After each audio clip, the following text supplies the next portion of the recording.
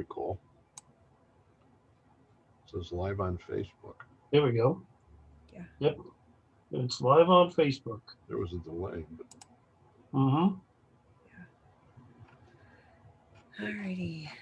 Can you guys see questions and stuff too? Yes, I can if anybody comments. Okay, so Hi, I got it. guys. Yeah, there we go. All right. Alrighty. Sorry about that. We had a little bit of technical difficulties with Zoom. They kind of changed the format a little bit. So we're going to go ahead and get started. Hi, guys. Yeah, there we go. So, hello everyone and welcome to Simply Spirit. My name is Jen and tonight I have not just one but two amazing investigators with me. I'm super excited and I can't wait to hear all about the investigations that has taken place.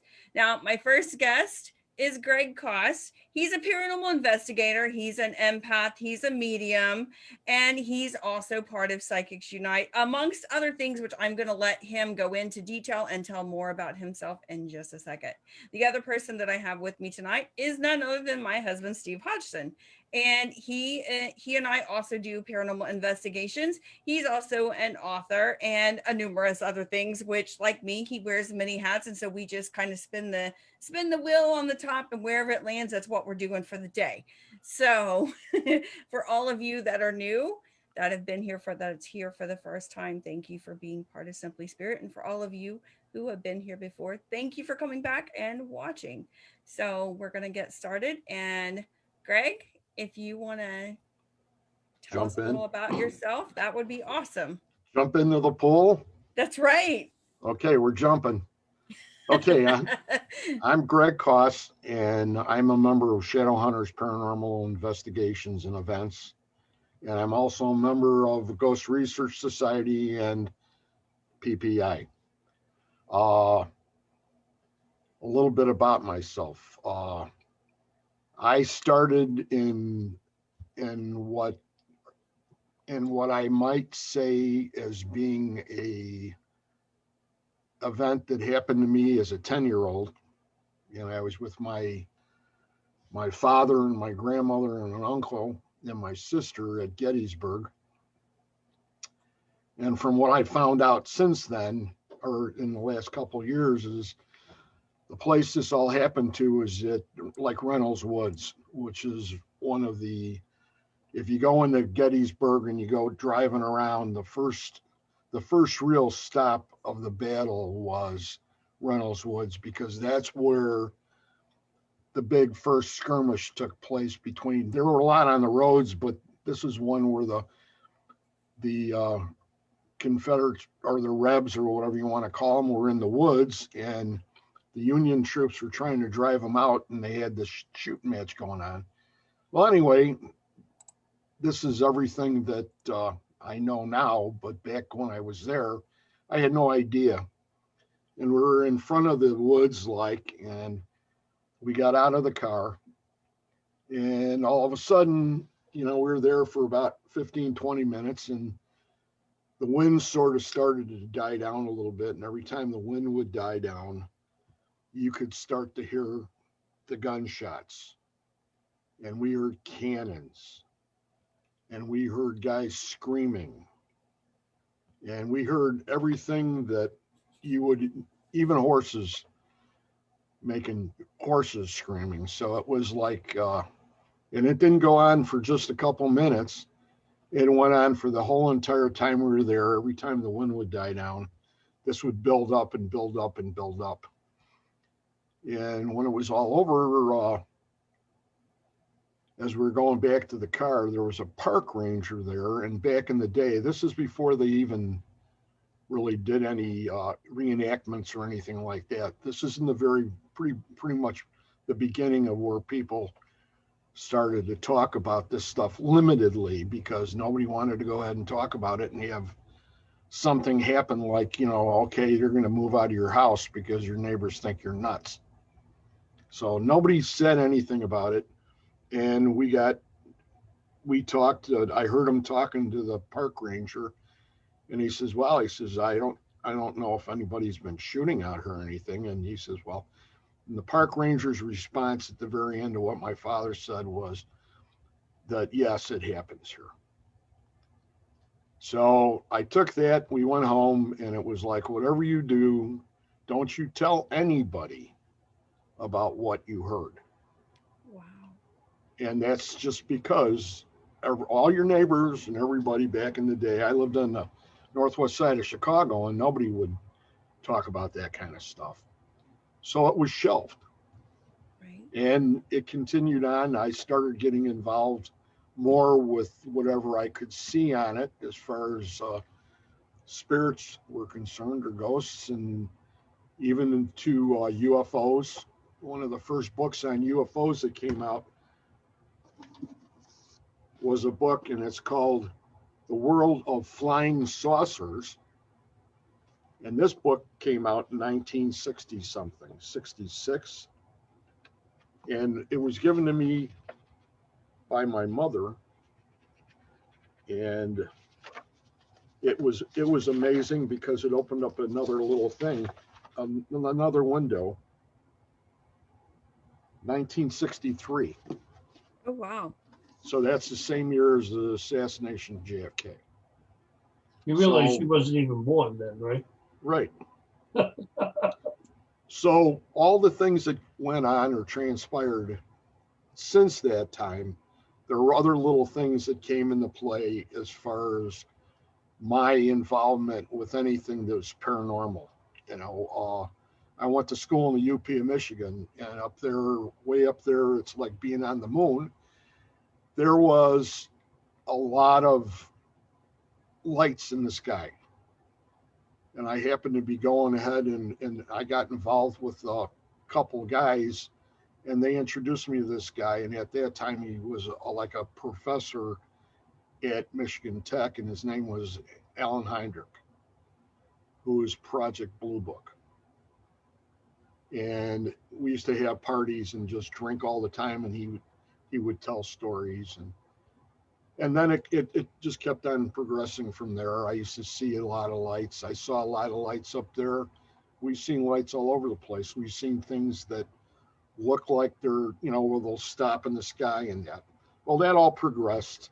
My paranormal, as far as my ghost hunting was concerned, we started going to a resort in northern Wisconsin, and I was fishing big time at that time. So I'd be doing the muskie tour, and we would go, and our summer vacation was always at this resort that happened to have their own ghost in the old main house of this resort. And without mentioning any names on the resort or anything, I started going over and sitting in the main part of the resort because I was getting these feelings.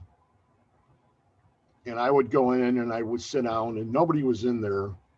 And my sister-in-law came in one afternoon, and she said, "What are you doing?" And I says, "Well, I'm just feeling this because there's something here." And we got up, and she says, "Well, what's over there?" And we went around this giant fireplace. And on the other side of the fireplace, there was this mason jar with these pictures in it. And we started going through them. And at that very time that we started going through the pictures, it was like 88 degrees outside. And we're in this old lodge that has no air conditioning or anything. And all of a sudden, there was just not really what I would consider to be a wave, a very slow wave that came upon us. And you could see your breath. And it was like, and I says, "You know what that's called?" And she just looked at me, and I says, "That's a cold spot. We have a visitor here." And she looked at me, and she was like, "God, this guy's nuts. This guy's out of his friggin' mind." But and this is the kind of things that happen. So I was there.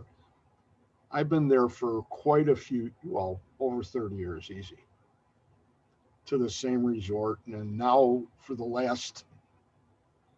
since I really got involved with GRS, I started bringing my own gear up there, and I started doing little investigations, and I started coming up with some responses. And the resident ghost that's there, he was a young gentleman who was like 31 years old. He had built the main lodge. It's a beautiful, beautiful building. And on his wedding day, he ran the mill too. So before his wedding, he had to go down and check everything at the mill. He went down to the mill and there was an accident and he lost his head. Oh my. And that's the end of him. So as it turned out, I, on my end of the investigation with some of my EVPs in that I captured, and words that were coming up on other pieces of equipment, it came out to saying that one of the words that kept on coming up was hernia.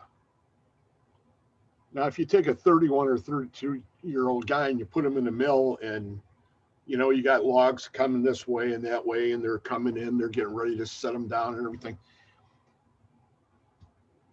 What I looked at was the fact that I thought that maybe because of the hernia, he started to try to move real fast to get out of the way, and the pain was so severe. Bingo, he's gone.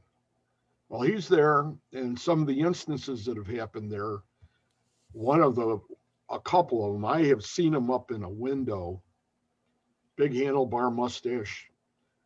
He has a white shirt, something like out of Tombstone with like a black vest on, but a handlebar mustache. And he was looking through the old glass that's like wavy, so you can't really make out exactly who it was. But I was going around the side of the building and I looked up at the window and we had just checked in and I was dropping something off for the owner. And I saw that and I thought, you know, this guy does, you know, I'm not familiar with this. And every year we're up there, they always have these big parties. So a lot of people are there. So push came to shove, and I found out from the owner later on that he thought it was Harry. His name's Harry. So we went ahead and I did a lot of investigations by myself. I used my voice recorder a lot. I used my EMF. I started bringing my Eddy up, my Eddy Plus, and things like that. I've always tried to not only musky fish, but then try to bring this into my late hour activity. Not too late, but late enough to go ahead and see if I could capture something there. And there's a lot of people now that we know in the circles from the different areas that, you know, are willing to share a lot of their spots too up there. So it's extremely interesting, and it goes all the way through the state of Wisconsin, just like it does in Illinois and Indiana. Right. So that all went down. I got organized with GRS, became part of the group. We had some investigations in Highland, Indiana, up by there's another town right up there. There's Valparaiso? No. There's a jail. Where's the jail at that what's his name was kept at? Dellinger. Oh, you're talking. Crown Point. Is that what it is? Crown Point. Yeah. Okay. At Crown Point, there was the sister store to the one in Highland. Uh-huh. The one in Highland was Sip Coffee House. And then there's another Sip Coffee House that's in Crown Point in the mall. Okay. But not the mall. It's a giant U-shaped outside mall. Okay. With a lot of taverns. Uh-huh. And we were in there and the same thing happened. We were picking up images on the SLS camera and it would come through, you know, and the doors wouldn't move or anything, but it would just sort of materialize on the inside of the door and then come over towards the tables and everything. So a lot of that really interested me at that time was because that SLS was basically a new instrument at that time. So, I really started paying attention to that. Your ITC stuff, all your instrumental transcommunication devices interest me amazingly. I tried to put a lot of time into things dealing with spirit boxes, and I went from there, from spirit boxes, all the way up to a portal. And I have the portal, and I'm still haven't really broke it in the way I feel would be right for me, because it's like your cell phone. That's your device. Jeff Reisman, from Chicago, he always told me that you got to go ahead and, bring your guides. And I think I have mentioned to you before that you have to have your guides there, because they've got to watch and keep the bad guys from getting near your phone, especially when you're communicating with them. So absolutely, that all came into play, and it's been a wild ride. I mean, I can go to places, Post Town, Mansfield, Fairpoint Harbor. The lighthouse up there is amazing. St. Albans, Shawnee Amusement Park out there, and then you come back in Indiana, Thornhaven Manor, as we all know. The roads, for sure, because the roads is really one of my number one all around places. What's the place on the corner there? Pardon me? What's the place around the corner from Rhodes? The hotel that's there. You remember what I'm talking about? I know what you're talking about. I don't remember the name of it. I'm horrible with names. In Atlanta? Is it in Atlanta, Indiana? Yeah, it is. Literally the same sidewalk if you walk around the corner from it. Is it that big building on the opposite side of the street? Right by the railroad track. Okay, yeah.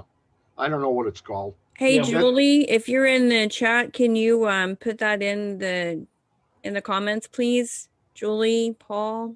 I can look it up on it. Hey, Nick. Hi, Robin. Hi, everybody. I'm so happy to have everybody here tonight.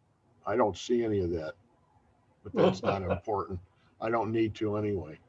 Well, I know Julie had asked about what town that was in when you were talking about, I'm not sure if it was when you were in Gettysburg or one of the other locations. Well, Gettysburg has so many different parts of the battlefield. Right. That, you could go 2 days and not cover it all. Right. It's massive. It's spectacular. Plus, there's so many buildings around it that are old hospitals and everything else as well. All the farms and that are all spread out there. And then you got this. You go into Gettysburg proper, and then you end up with. I can't think of it right now. It's the name of that bed and breakfast, and where what's her name got shot right next door to it. The lady that died at Gettysburg. I have no idea. I've never been to Gettysburg, so I don't know all the stories or anything. Well, but she's saying something about the Upper Peninsula. Oh, the UP? Yeah. I went to school in the UP.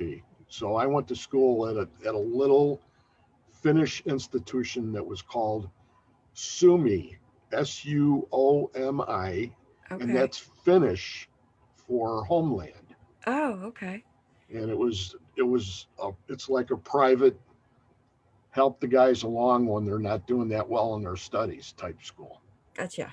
She says it's the Asher Walton House. I just looked it up over here. Yeah, the Asher Walton. And Julie says Jenny Wade. She wanted to know if it was Jenny Wade. Yes, it was Jenny Wade. Okay. And right next door I'm trying to think of the name of the bed and breakfast. It starts with an F, I want to say, but it's another spectacular place because the whole side wall of the building is just bullet holes. Wow. Because they did have an actual skirmish right there in town. Oh, wow. And when Jenny Wade was killed, she was cooking bread for the troops in her kitchen, And one of Wow. the snipers was shooting at some guys, and a bullet went right through a solid wooden door about Wow. 3 inches and hit her straight in the heart, killed her. Wow. So as they That's- brought her downstairs, and she's the only woman besides Betsy Ross that has an American flag over her grave. Oh wow. I didn't know that. That's She's so the cool. only other person. So So have you gone to her grave? Have no, you I gone haven't to- gone. I didn't go to her grave. Okay. We were basically all the time in the battlefield Got because, it. like I said, it's immense. And you Right. could start out in the morning, and then you would have your different spots that you like the most. And Right. I for some reason was attracted to the triangular field, which was across like a path back in the day from Devil's Den. Okay. And Devil's Den was this massive amount of these huge rocks that they kept on giving and taking between the north and the south.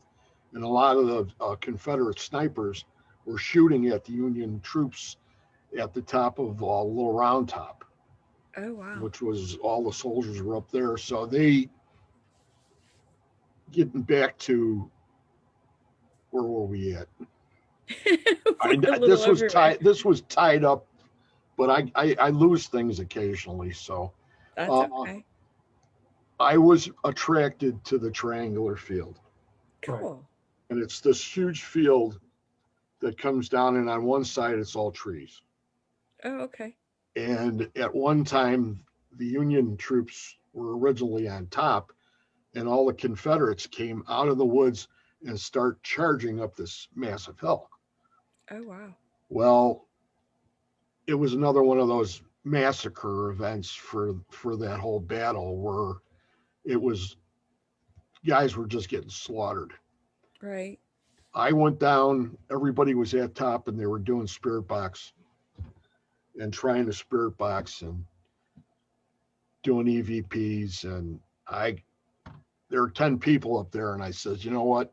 And I just took my gear and I started going down the hill, and I got down about a little over halfway down, right up against the trees, because there was something in the trees. And I got set up. I had my tripod, and I had a 35-minute I had a not night shot. It's a Sony camera, IR camera that I could shoot stills at night with. Mm-hmm. So I started fan casting and just fan shooting with the camera and taking pictures of the woods. And I felt they were there. And I just started talking to them. Mm-hmm. And it was like one vet to another vet type situation. Right. And it was like, it was the beginning of my real trip. Wow. For everything I've been doing now.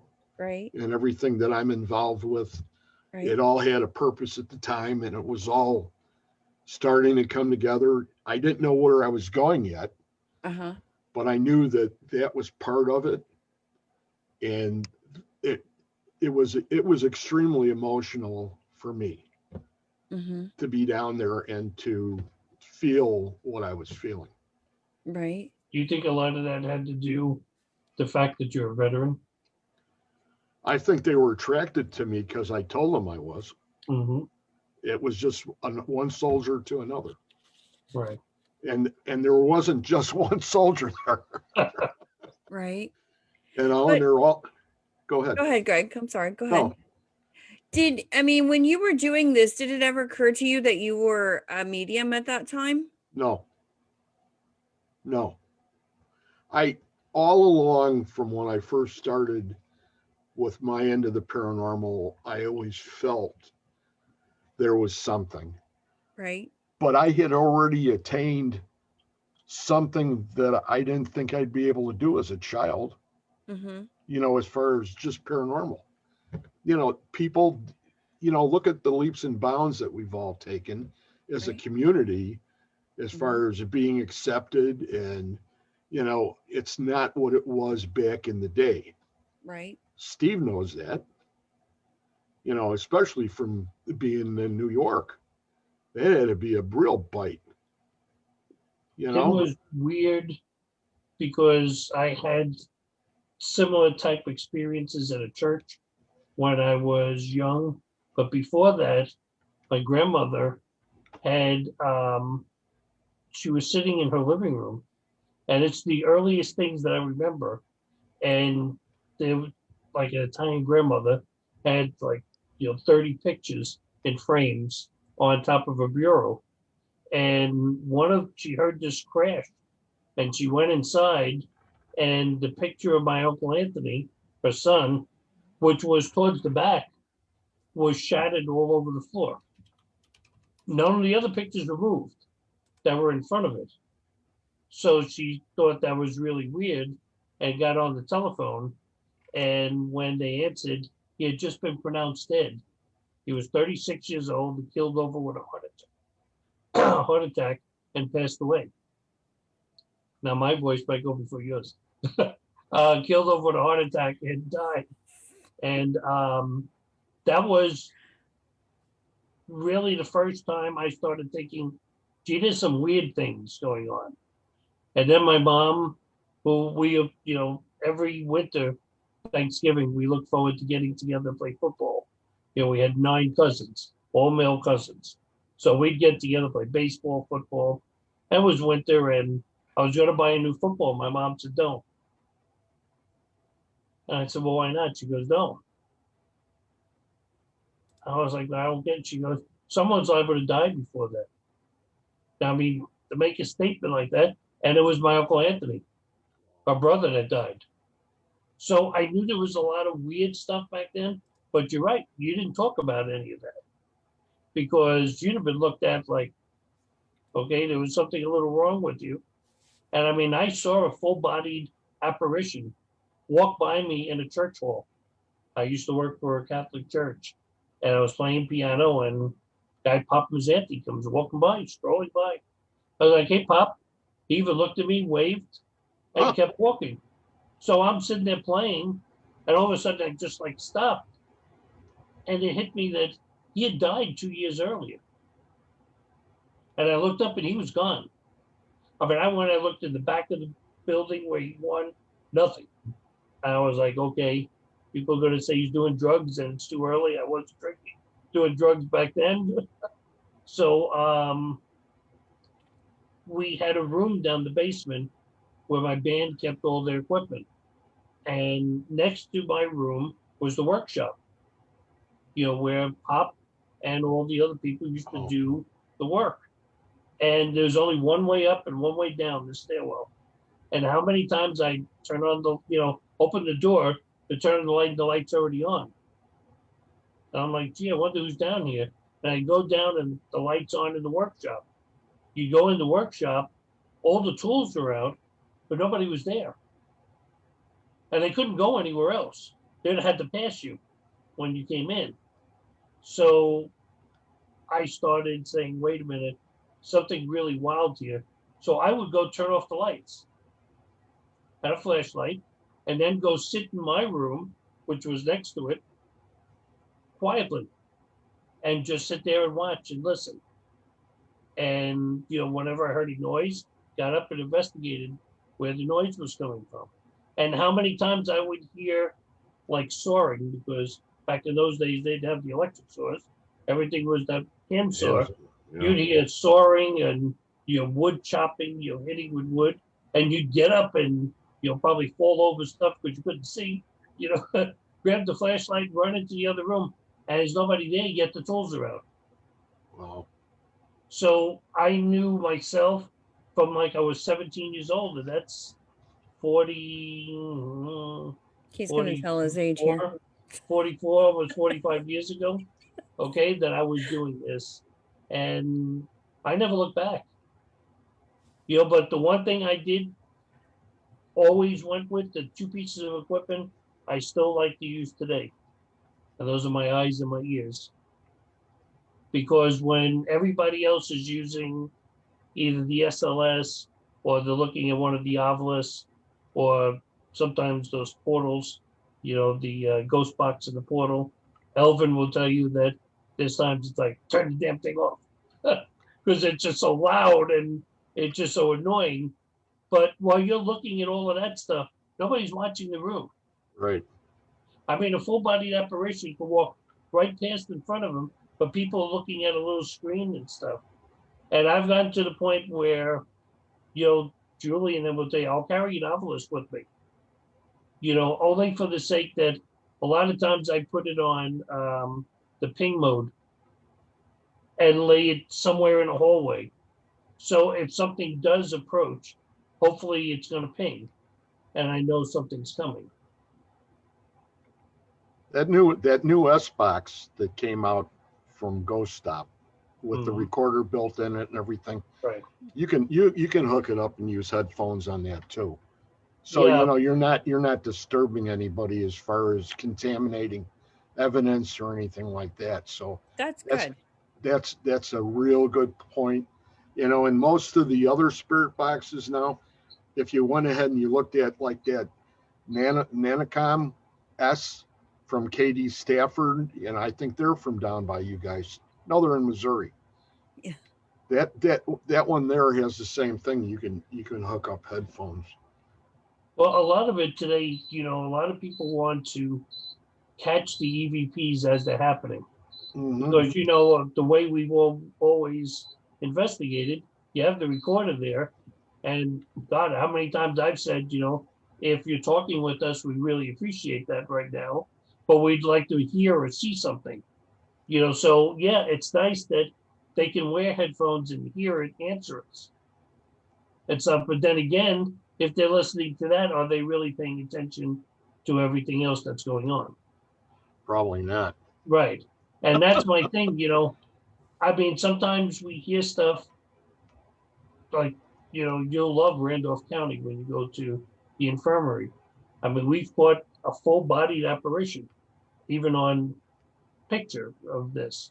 And we've had the woman that's supposed to be down in the basement, the cook there, actually answered us. A disembodied voice. I mean, literally answer us the last time we were there. We asked the question and she said, like, what do you want? Type of deal. So, but if you're wearing headphones or looking at all this stuff, I sometimes don't think you're going to see that. Mm-hmm. Or going to hear it and going to pick it up and stuff. And that's why, there are members of our group that use it, which is great. I'm not knocking it. I just know for myself, I'm going back more to the eyes and the ears because I have recorders everywhere and I got cameras everywhere, but I want to experience it, not watch it back on tape later. Yeah, but it would be nice to have it, wouldn't it? Oh, well, we've had it a number of times, okay? And saved it. Yeah. Saved it, Yeah. I just finished this afternoon with how times are changing. We've done so many library presentations, Jen, myself, and some of the group over the past 4 or 5 years. I mean, I really care about the library system, and we never charge them for it. We always go and do presentations. But now you can't get together in a group anymore. I mean, it's really sad. So what all our libraries are doing are virtual presentations. And we have a virtual presentation we've been using in libraries, but they wanted one catered to their county here in Indiana. So I think it's tomorrow. So I had to finish it. I've had like a month, but I had to finish it off tonight and I'll have to upload it to YouTube for them so that this way they can include it as part of their show. But, we hear so much and we see so much. I mean, we have so much evidence that after a while, do you remember Donna LaCroix? Do you remember the first couple of seasons of Ghost Hunters? Uh-huh. The original Ghost Hunters, Greg. Mm-hmm. Donna LaCroix. Yep. She originally worked in the office and then she was on investigations with them. Okay, we had gotten to know Donna and talked, and we were going to actually come up with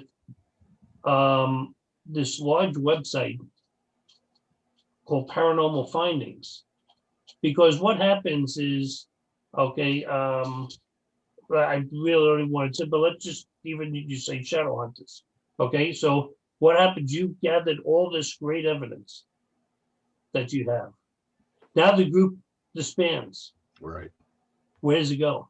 Right. All that great evidence you picked up, all that valid evidence gets lost. You know, groups come and go. You know that. I don't have to tell you that. Right. You know, there was one point there were 56 groups in Indiana. You know, there's probably like 7 now. So those other 49, where did they go? Where did the evidence they picked up go? You know, I mean, it goes to somebody's computer and then at some point it's gone. So there should be some kind of national database of it so that we don't lose all that stuff and it stays out there for generations to come. Otherwise, all the work we're all doing is just going to go by the wayside. That's been quite a topic the last year, especially since we've all been cloistered as far as what is really going to happen when some of these people that have been investigating for like Dale Kaczmarek. Dale has a massive trove. He has a library, and he always told the stories of Richard Crowe from Chicago. That when Richard died, they were taking everything that he had and throwing it in the dumpsters. Right. You know, and it doesn't make any sense. You see, now we always do with our group, anyone that was on the investigation, we always give them a copy of the evidence. Okay, so, you know, let's just say it was the 3 of us on the investigation. Okay, not only do I make one for the homeowner or the property, but we also make one for you, one for Jen, one for Steve. So that this way, at least there's 3 copies of that someplace. You know, it's not just all on mine. And even ours, we have a couple of hard drives with it, but we've actually backed up the hard drives onto another hard drive. Wow. So in case that crashes, we still have the other hard drive. That's awesome. Yeah, but, you know, most groups aren't doing that. It's gone. Paul just mentioned the full shadow coming out of the floor at Hartford City Jail. Right, yeah. And well, it's funny because I was looking at the one from Kentucky, the investigation we did at home in Kentucky, where there were people coming out of or coming down the stairwell of this house. We had the camera set up, and all of a sudden, out of nowhere, you see all these shadows of people coming down the steps. And you can tell that they're walking because their body is, you know, walking down the steps. And it's like, where did this come from? Now, Mike Couch also caught something like that at Rhodes too, that he actually showed us. I'm sure you saw that too, Greg. Yep. From there, and I know you've investigated there. You would like to share some of your experiences from there. I don't know how many times have you investigated there, but oh boy, I've been there three times. Oh yeah. And the first time, call him. You got to just call Mike Igor when you see him there, because he comes out from behind that wall. Right. On the bookcase. So what did you think the first time that you were there? What was your experiences like? We were there with Keith Age and Robbie Thomas, and they were filming this. They're going to do a series comparing or putting together a psychic medium and a ghost hunter, and the different ways that they would go ahead and handle the investigation and come up to some conclusions of what was going on there. I went there with a friend of mine from GRS. His name is Chuck Williams, and he's a documentary guy that did like the train crash in Gary, the troop train crash, the circus train. Right. And we were there, and we went upstairs, and I got to the top of the stairs, and I just immediately started going by the rooms, working my way to the end. And I got to the very end, and I just looked to my right, and I says, I need to go in here. And that's where, I can't remember what his name was, but he was the young gentleman that died from TB. in that room. And he was the son of the owners, I believe. Okay. And I just, that's my favorite room. It still is today. I sleep in that room every time I go there. Really? Yeah. Last time I got in there, it was like, Nick and everybody else were down at the end of the hallway, and everybody's trying to go to bed. And I went in and I said, look, it's time. And everybody was still giggling. It was one of those, you've been up too long and that's all you know how to do is giggle. Giggle, snort, hotel. So I went down, I got into the room, and the drill is normally I had a sleeping bag and I put it on the bed. I went to get in the sleeping bag and I moved over a little bit to the right, and I says, look, if you'd like to lay down here, that's fine. I says, but please don't bother me because I really need to get some sleep. Oh my gosh. And then it was like, okay. And I had no feelings that he laid down, Oh wow. but he was there. That's cool. And Devin, when we first got there, this trip, Sharon said, we got out of the cars and Sharon says that somebody's going to be screwed with, that there's something here that's going to screw with one of the investigators. Oh wow. I go down to that room automatically. I'll beat everybody to that room because I like the room so much. So I took my sleeping bag and my little equipment stuff, went into that room, and I laid my sleeping bag on the bed and turned around, and as Devin and Sharon were coming down, checking things out, they turned around the corner. My sleeping bag rolled off of the bed. And I says, yeah, atypical because nobody's got any cameras out. There's nothing. Mhm. Exactly. We're all standing around, and exactly. And that happened. And then that's the same night that we had that upstairs with that spirit. Mm-hmm. You see, my favorite part of that place is the opposite end of that, not down the long hallway, but down where it goes to 3 bedrooms, behind the steps and stuff there. Okay. If you were walking down to that, the bedroom to the left, that's there. Are you talking about the area that they say is like the brothel area? Right. It may have been, talking about? yes, it was the brothel. That first bedroom at the top of the stairs was brothel too. Right. Right. Well, whatever's in there did not like us anytime we've been there. I mean, we actually have the first time we were there, we were told to get out 3 times. Wow. I mean, we have EVPs clear as day. Get out. I mean, it's not even a question of what they were saying. It was, didn't want us there. Did you This last respect their time- wishes? Huh? Yeah, eventually we went home.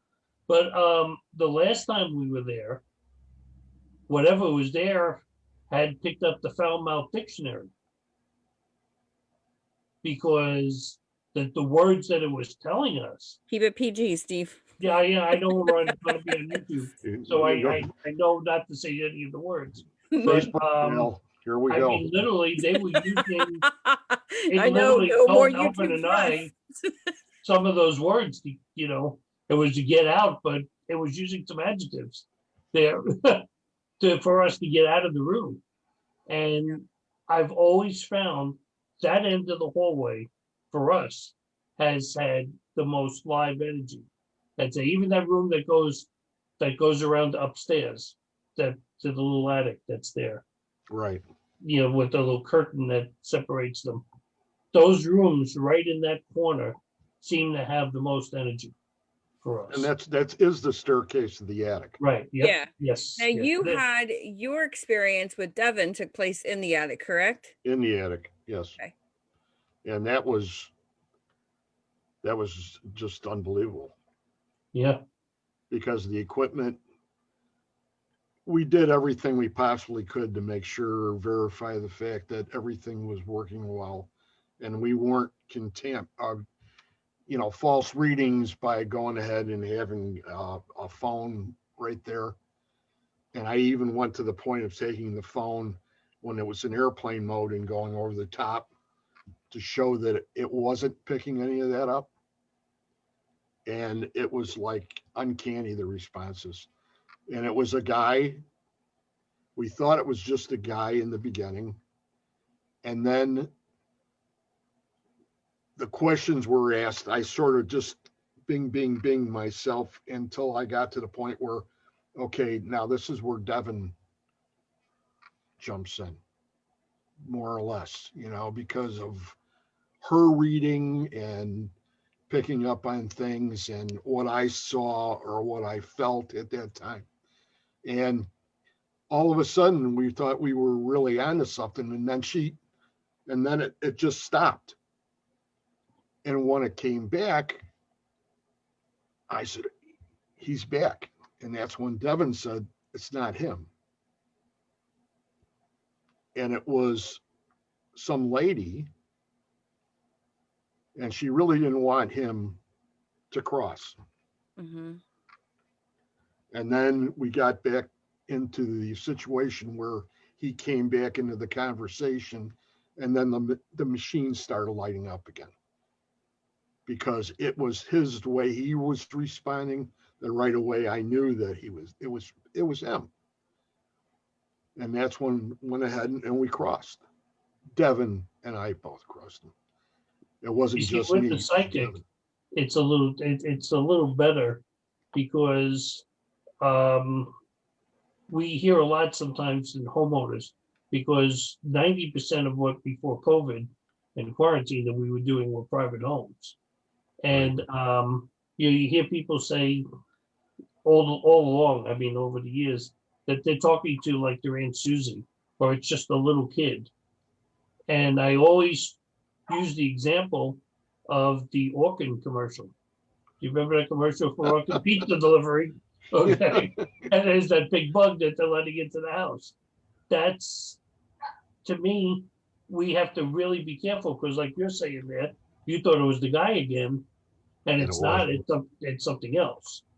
And a lot of times on investigations, you just have a different feeling about who you're talking to, because all of a sudden the answers are different, or it's just a whole different feeling.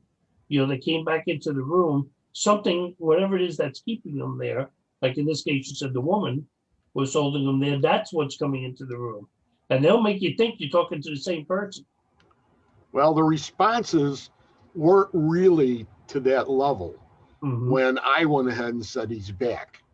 Mm-hmm. Okay. And instead of continuing with what I was seeing, I assumed, and that's when Devin jumps in and says, no, it's not him. Yeah. So, that's what saved the day pretty much. So do you think this spirit that you encountered this time was the same spirit that you encountered the first time that you were there? No. No? So you've never encountered the spirit at all? No. So this was a new one. That's pretty interesting. That was a new one. Oh, that's so cool. And you see, that's part of this thing about talking about that end of the equation, if you want to say, as far as anybody crossing. Right. Because we're not there to do anything like that. Right. That was an example. That was just something that happened at that moment. Right. You see, because some people will say, well, you set them up and all this, and no, that wasn't the case. No, because even nobody was involved in that with that idea behind them. Right, exactly. Because I mean, even a spirit has free will, and right. He was obviously ready to go. He just kind of felt guilty about leaving, but yet he wanted to go, and I'm glad that he was able to go from where he was to where he needs to be. It was Devin, myself, and Mike Wright. And Mike Wright is a member of GRS that was with us for that. And before that even happened, we had some an Eddie Plus down at the other side of the room before this started up that was just going crazy. Oh wow. The EMF on the Yeti is a blue light, and that thing was jumping Oh, wow. And at one point, it looked like the machine had actually come up like this off the chair and then gone back down as it was going 240. And I said to Devin and the Mike, I said, look at the machine. And neither one of them said, I can't see it. Devin said, I can't see it. But I was at that point, I was sitting facing the machine and they were on my right. Okay. Finally, Devin got up and came towards me. And then she says, oh my God, yes. Look at it. It's moving. And it looked like it was like floating. Right. And all the lights were going off, all the blue lights, all the EMF was sky high. Ah, that's so cool. Well, You know- Devin's reading my mind right now, okay, because it was a question that I was going to ask you. I'm just going to read you what she wrote here. Said the spirits we encountered in the attic were new to the roads. He had sought out the light looking for help, not a regular resident. That's cool. My question that I was going to ask you, your opinion on, I mean, we've been to Waverly Hills. We've been to Poachtown. We've been to a lot of the places where people are in and out of every weekend. Do you think it's always the same spirits that are there? I mean, there's a few that I'm sure were residents that are staying there in the property. But I know even when I wrote my first book, my main question that I had was, if it was something that really wasn't a good entity, and we'll leave it at that. I mean, won't go into evil or anything. I mean, wouldn't that be the place they'd want to be? Because people are paying to go see them. And not talking about paranormal investigators, but regular people want that. I call it the attraction haunted house type scare. Okay, you know what I'm talking about? Yes. Where something peeks out and it goes boom, and they jump. They want that, but wasn't that a perfect place to really grab people and evil stuff to come in, or stuff that isn't good to come in and mess with people? I have the feeling myself that when you start to talk about that, the ghosts, and we all know what Scotty says between the ghost and the spirit, Right. that those two individual groups actually attract more of their own. Mm-hmm. And when those get together, they form the room, whether there's a room of ghosts or a room of spirits. Now, the negative ones, or the ones that aren't liked, are what we have our guides for as far as handling and pushing the bad ones to the back of the room away from the microphones. But when you start to listen to EVPs and things like that, or to any of your instrumental transcommunication devices, that whatever it happens to be, you always seem to have that little problem with going ahead and separating the good from the bad, unless you had a guide there. And at first, it's always it feels like the bigger ones are to the front. They've always got the voice. And then, every once in a while you'll hear a smaller voice, and it's like, hey, could you please come forward and talk to us? And they sort of must be elbowing them and pushing them out of the way, and don't get near here. This is my show, that kind of thing. Mm-hmm. So I just feel that it's all groups, and what we think we see are probably there tenfold. That's very true. That is very true. I also think what we see may not necessarily be what's there. Right. It's what they want us to see. Right. That's Greg, what you're saying is makes total sense, because just as, like paranormal investigators and psychics and mediums, we all gravitate toward each other too.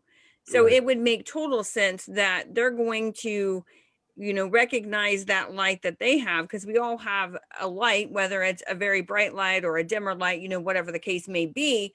and they would definitely gravitate toward those light. And if they know that there's a lot of people at a location, I mean, it makes total sense. Makes total sense. And you know, when you look at that part and you say, okay, then you got Joe over in the corner, and he was like the ever ready bunny, but he's lost most of his light.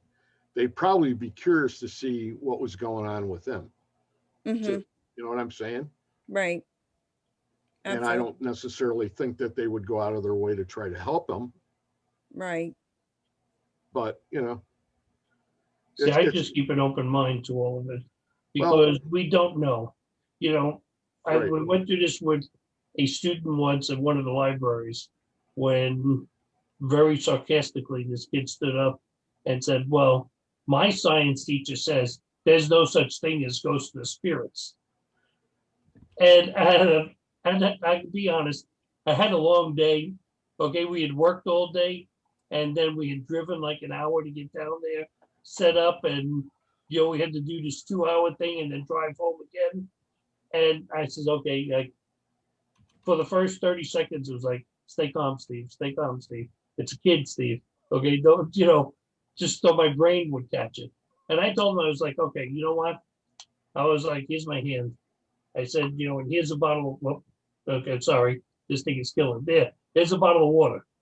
Okay, scientists can take this bottle, they can tell you exactly what it's made of, how much liquid is inside of it, the weight, the composer, and everything else. Agreed? Yes, everybody agrees. Here's a ghost or a spirit sitting right here. Scientists can't tell me what that is. And the kid just looked really strange and sat down. But it's true, you know.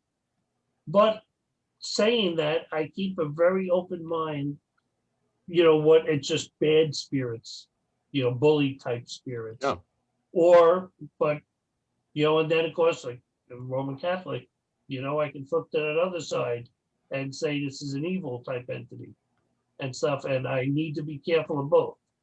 So whatever our belief is, we do know whatever it is bad.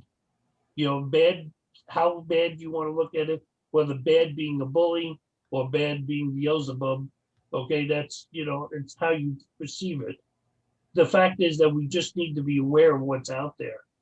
And I've seen too many and I'm sure you have too many paranormal investigators that are out there.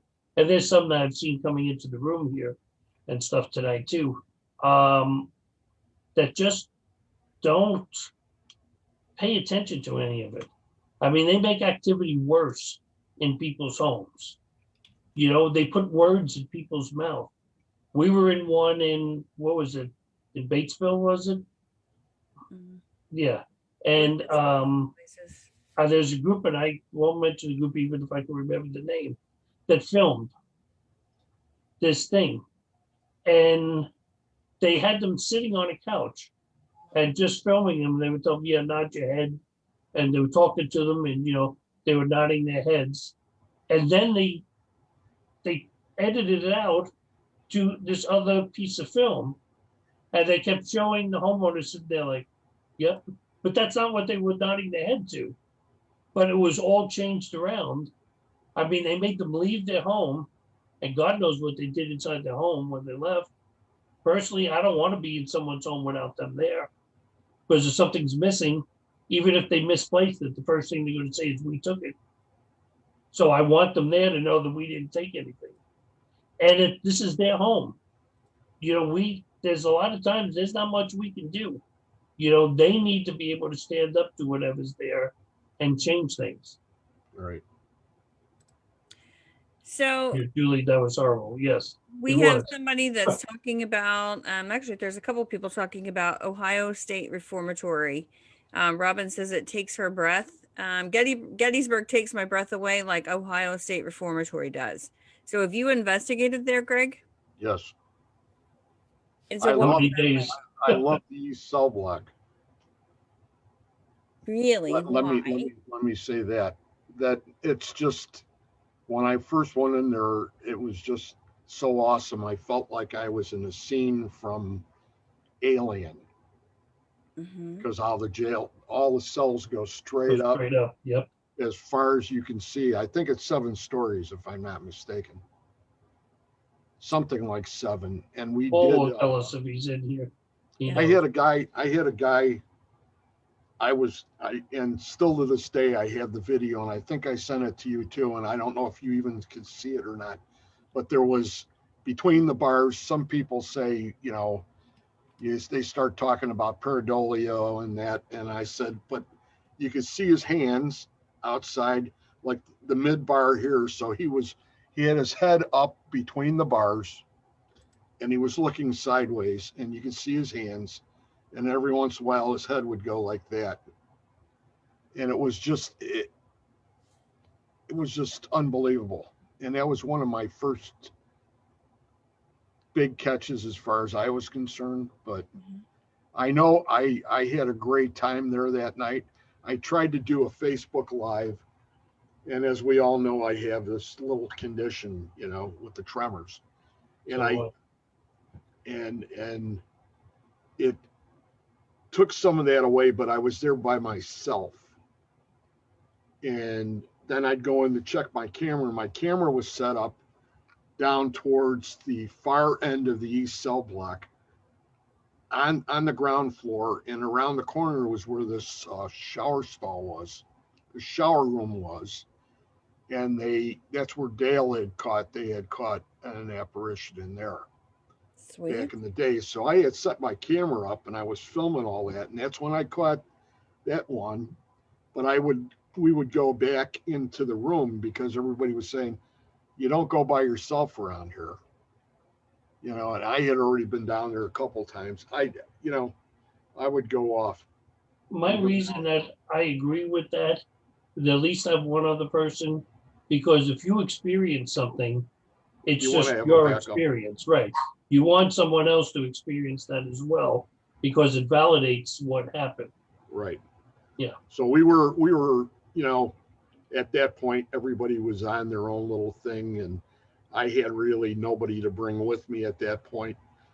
So, it was what it was, and it was just great. That whole area there, solitary confinement was another area that was great. I spent time in the west cell block, Mhm. and then we had a challenge in the east cell block up from the library. There's a ramp that goes down.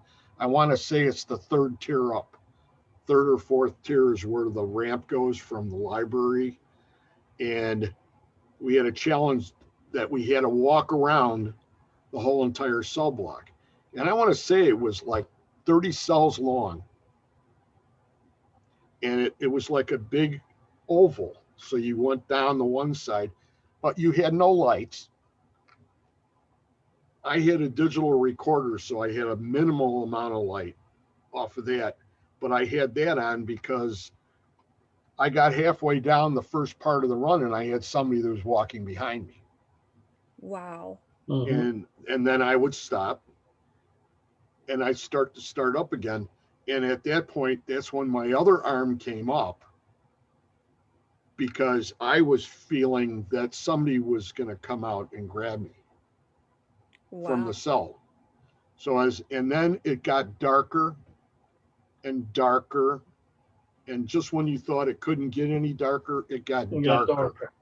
Wow. And we came down to the corner, and there was a section there of they put all these prisoners together to protect them from the main population because they were different people. I'll just leave it at that. And I came around the corner, and then that's when I actually got swept on the back side of my thigh. Well, And that's when I started moving a little faster. amazing how that happens, isn't it? But you couldn't see nothing. And I would put my hand out because all you had there was that metal post and that steel cable. Mhm. And that's the only thing that prevented you from going head first. So I got back in there, and everybody that went on this thing didn't share any of their story until everybody was done doing it. And then we compared everything, and that was like most of it happened down in the corner. Wow. it was from that population of prisoners. So have you investigated there more than once? No, but I want to go back now this year. Wow. Well, I want to touch on something he said there when we talk about darker and darker. Mhm. Have you noticed that we've all experienced this where we're sitting inside of a room doing an EVP session, and or even in a hallway? I'll give you an example. In Randolph County, we were down the basement. It was Paul, myself, and Elvin were sitting there, and all of a sudden, I mean, we were probably sitting 10 feet away from Elvin, you know, the same hallway, just back from him. And all of a sudden, I couldn't see Elvin anymore. I mean, it had gotten pitch black. I mean, you know, Paul, I'm sure he'll agree because Paul was sitting next to me. You couldn't see him. Wow. Anymore. And this thing went up along the wall and then followed along the wall down there. Then all of a sudden you can see Elvin again. Wow. So it just seems that whenever we're seeing stuff that's really, really dark, and it gets really, really dark, that there's some kind of spirit, ghost, entity, whatever you want to call it, has come into that area and into that room. I would like to add to that something that we've been to Old South Pittsburgh Hospital. Yeah. Right. And a friend of mine owns it, Ronnie D. And he's up here in Fox Lake by us. And But he'll do well by us in a few weeks. since he has gone ahead and reconstructed the place, basically, he's done an amazing job putting it back together again and everything, that the whole attitude of the spirits have changed. That's There good. Good or bad. So Good. what did you notice? What did you notice though? That, I mean, compared to, because I'm assuming that you've investigated there more than once. Yes. So based on the first time you were there to the last time that you investigated there, what were the differences that you noticed when it comes to the spirits?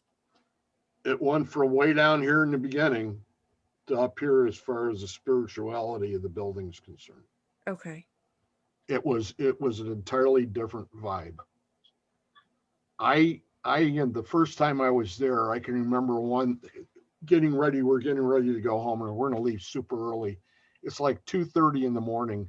I'm by the nurse's station and I'm all by myself, and I have a flashlight and a K2 and a voice recorder. And I'm sitting in this couch staring down this hallway, which was darker than dark. Right. And I would hear these noises, and these noises were coming at me. And then all of a sudden I would go down like this, and I would just grab the flashlight, and I would just sort of look away so it wouldn't blind me, you know, but shoot the flashlight down the hallway just to make sure wasn't anything 5 feet away from me. Right. Right. And then I'd turn it off and I'd continue, and I could hear them again. And back then there were pictures. I have pictures that were taken of a guy that was like 7.5 feet tall, who had horns on top of his head, and he was huge. There was one picture like that. There was another picture of a black shadow figure that was like the size of a real large dog with a real big head, that they said was on the tile floor, and you could hear the nails as it was moving down the hall, scratching the floor. And there's a picture of this thing looking down the side of the hallway.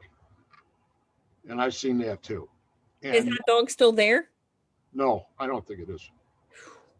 Because this girl is afraid of big dogs. I'll just say it now, No, whether they're living or whether there's a It's not a real dog. This is I know. It doesn't matter if take it's a that back, living okay? dog or a spirit dog. Somebody's This girl gonna- doesn't like big Yeah. dogs. So you're saying that if you heard those, that Exactly. somebody's gonna have an accident. I wouldn't have an accident, but I'll be like, okay, I need Elvin, Steve, Shauna. Somebody needs to come and rescue the girl. See, I gotta get up in the middle of the night when I hear that, because when I hear that in the bedroom, I know one of the dogs gotta go to the bathroom. And so they don't have an accident. I gotta get up in the middle of the night and let them out. Ronnie done a fantastic job. I Mhm. mean, it's simply amazing. It's, like it's just a great spot. Well, Well, I I'm want to looking forward to answer it. back. I let it go. Dick had put a comment, and he said, that's why they don't do private homes. Okay, well, we were talking back about private homes. I just wanted to touch on that. One of the reasons that Jen and I really started PPI was it was almost, we used to call it, or at least I used to call it was my ministry to help Okay. other people. One of those people that if somebody needs help, I'm going to go out of my way to help them. And even just us going there and just validating for them that there's something there and maybe getting them some kind of help or some kind of peace from it helped a lot of people. And it's one of the reasons why there was a point a couple of years ago where, and this is really no joke, we were doing 50 to 60 investigations a year, Wow. okay, in private homes. I mean, it was absolutely amazing. There were some nights we were doing Friday and Saturday nights that we were investigating. And Jen and I were at all of them. So, the teams might have changed, who was there that night, but it was helping those people out.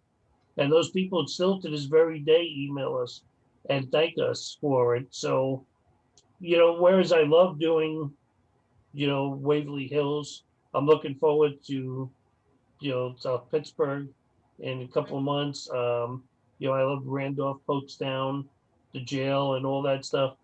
My best is helping a homeowner, listening to them, talking with them. Sometimes you can debunk stuff that they're hearing. That one old woman, you remember in Indianapolis, Jen, Mhm. that she had to be like in the late 80s. And when we got there, being a musician, I low pitch hums drive me up a wall. I was a bass player. So I can feel it in my stomach.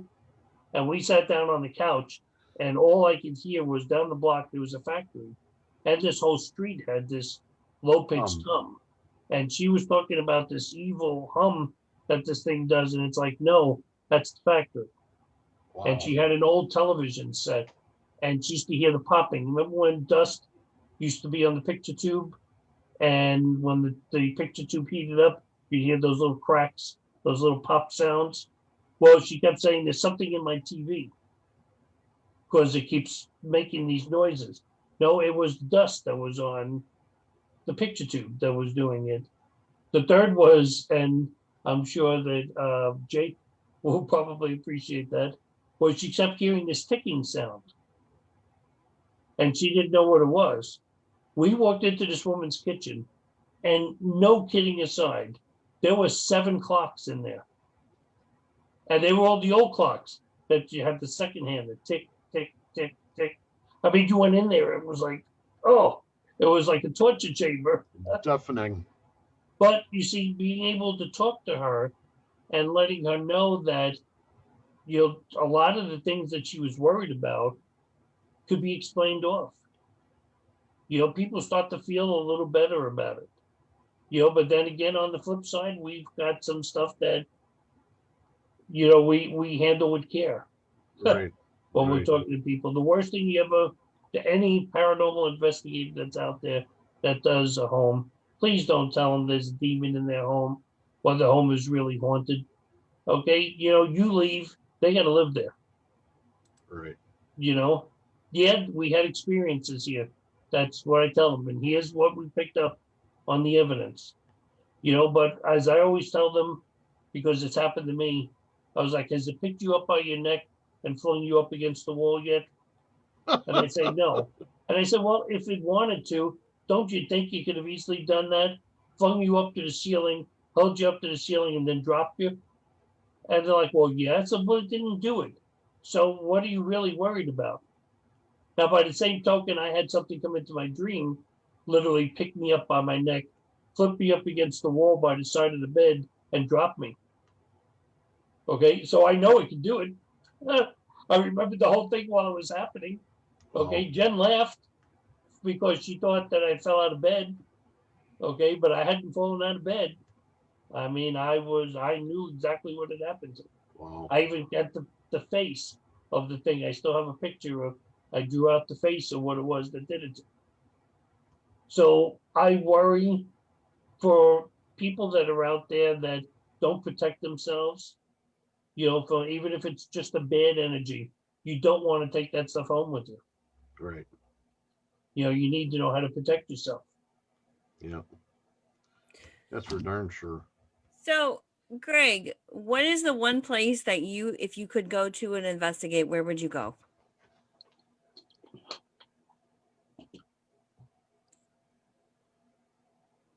I've you mean in the world? Yes, Yep. no matter what, no matter where it is, where would you want it? Where would you go? I think Keith Age has me really sort of scratching at Vlad's castle. Right? Those were some amazing pictures. Now, for those of you who may not know what we're talking about, Keith Age and our lovely, amazing, wonderful Scotty Rourke also does it's an experiment. It's a psychic experiment. And there are a group of us in a Zoom, just like we are now, and we're shown some pictures, and we have to figure out which picture was chosen. And one of the places that we seen was this castle, and it is absolutely amazing. So I have to agree with you on that. Just want to let everybody know about that event too. Now I've been to the catacombs in Rome. No way. I've been to Heidelberg, to the castle that was destroyed, and that was all post-military type. Really? But I got lost in the catacombs, and I was shooting pictures, and this was on the catacombs off the Appian Way. So that's the one, that's the first catacombs. That's the one where all the first Christians were put. So the you know, it went up and down and around the corner, and they would just dig a hole in the wall, and the body would go in the hole in the wall, and that's where it stayed, just like that. Wow. And I was taking all these pictures, and the group got away from me. And the next thing I know, I still could hear them, but I didn't know where they went because, you know, the pathway went up and down and back around, and I started feeling real crazy in there too. But it was like they finally found me, I think, about a half hour later. Wow. A good I friend can of only ours, Scott Tepperman, has been with Ghost Hunters International Right. to Dracula's castle. That's Wow. there. And one of the stories he was telling us once was that the show was only allowed to film in certain rooms. They weren't allowed to film in some of the other rooms. And him and Joe Chin, you know, while they weren't filming, went strolling around.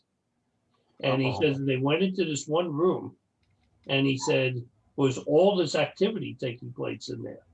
So they went back out to the producer that was out there and said, yo, we're filming in the wrong place. We need to be inside that room. That's where all the activity is. But they would not let the castle would not let them film in there. So, but he said that is a cool place. He said there's a lot of energy in there, and there's a lot of stuff happening inside that place. So yeah, that's on my bucket list too. Devon's, she has it on hers too. Yeah. Devin says she's going to have to get into shape for that, and I told her I'm right with her on that one. So I guess we're going to need to we're going to have to definitely plan a trip to go there. To the castle? Yeah. Romania. Wow. You know, everybody save your pennies so we can all go. You know, with Shadow Hunters, we've done a few really good ones. And the last one I didn't make because old Baraboo in because of the situation I was here with COVID. So, right. So I'm still chomping at the bit about trying to get back to there because Yeah, that would be a cool place to go too. That, I mean, It's I've really heard, neat. I mean, they shared some of the things that happened, and I'm sure we'll get Scotty to talk about that next week because he is my guest next Sunday on the show. Oh, So wow. That's awesome. so we will definitely be having him to talk about that, and Sharon's going to be the following week. So Oh, that's I'm even sure we're going to neater. get to hear You about. got you got all the you got a couple big guns coming up. I got the A-listers, right? That's the way it works. Everybody that I have on my show is A-listers. So, you know. I just thought it was a list, but okay. Hey, that's what I was saying too. It's probably just A list. But No, those are no, the no. A-listers. Right, You guys yeah. are the A-listers. Like I had, that's just how I roll, right? No, that's awesome. That's the So- only way to roll. Absolutely. So tell me about some of the investigations that you've done with Nick. We did Pollock Hospital, Okay. and that's in Peoria, Illinois. Uh-huh. And that was another one of these, as they used to call them, the farms that were set up, and they had not only people that were homeless or anything like that, but also the mental patients and people that were pushed to the side.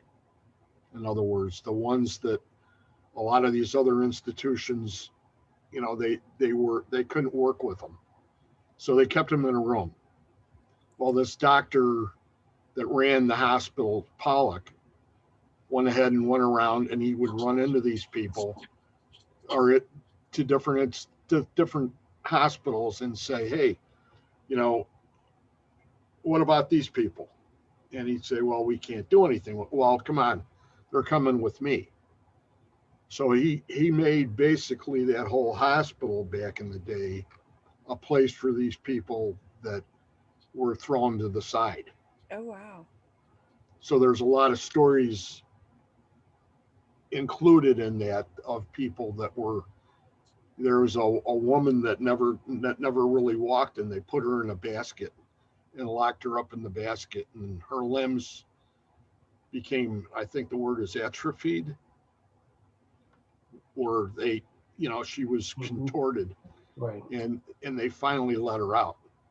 Wow. And brought her there, and she, once she got to the point where she was able to see herself, she couldn't handle it.